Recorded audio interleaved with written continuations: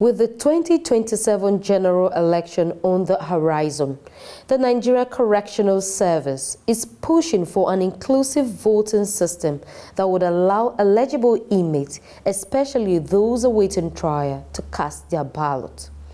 Controller General Sylvester Ndidi Nwauche made the case during a meeting with the Independent National Electoral Commission in Abuja, stressing that many inmates have not been convicted and should not be stripped of their civic rights. Citing an example from Ghana, Kenya, and South Africa, where prisoners already vote. Nwauche argued that democracy is not just about fairness, but about justice, equality, and giving every citizen a vote.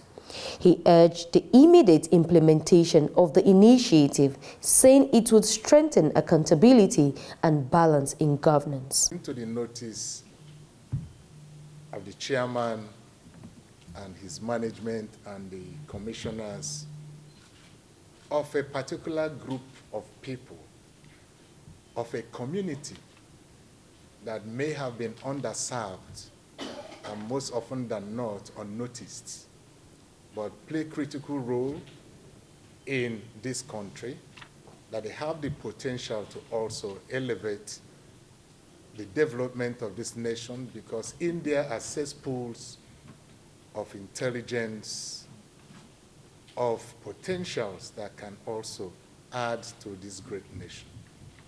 And who are members of this community? Those members are our inmates, people in incarceration, people that have found themselves on the other side of the law. Anywhere I go, I try to let people know that anybody can be in that community. So we need to be careful on how they are treated.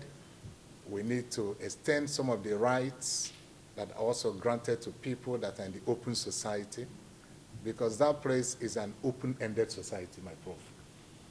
So the inmates of this great nation, I represent them as the Controller General of Corrections, over 81,000 of them, of which over 66% are awaiting trial persons who are presumed innocent until proven guilty. Even while as convicts or awaiting trial persons, they do have rights. And part of those rights are rights I'm here this morning to discuss with the INEC chairman to see how we can, if possible, extend some of these rights to these inmates. And this right is about voting rights, my prof, sir. I'm here following a court ruling on the voting rights of inmates in Benin that also escalated up to the appeal court, and there was judgment on it. Of recent, there's also a National Assembly resolution trying to let us know that these people have inalienable rights to vote. That for the mere fact that they are in incarceration, we should not deny them the right to vote because they are citizens of this great country. INEC Chairman Professor Mahmoud Yakubu acknowledged the concerns, noting that court rulings have already affirmed the right of awaiting trial inmate to participate in election.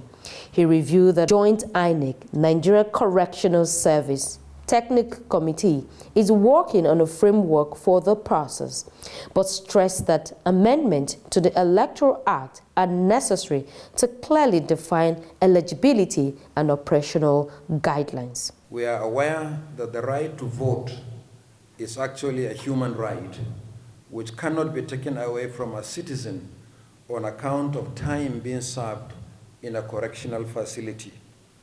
In many parts of the world, including some African countries such as Ghana, Kenya, and South Africa, where our officials observed elections, inmates exercise the right to vote.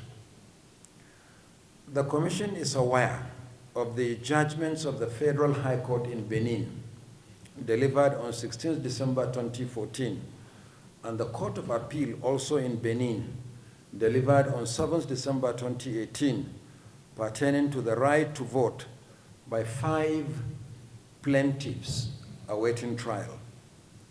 Based on the combined provisions of Article 25 of the International Convention on Civil and Political Rights, 1966, and Section 25 of the Constitution of the Federal Republic of Nigeria, 1999, as amended, on citizenship, the court affirmed the rights of the plaintiffs who were inmates awaiting trial to vote in elections.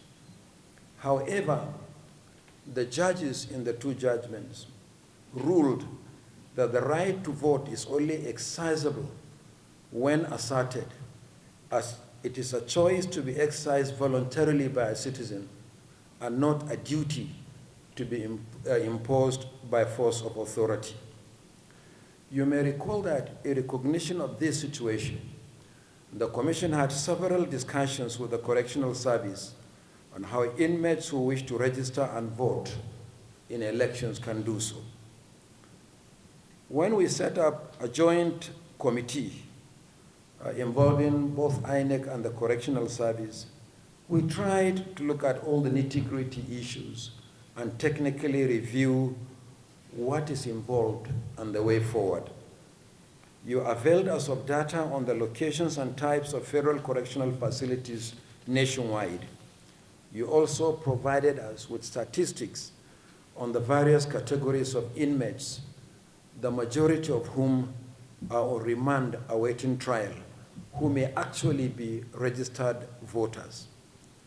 For our part, we raised the issue of access to the correctional facilities for voter registration, creation of polling units, and voter education.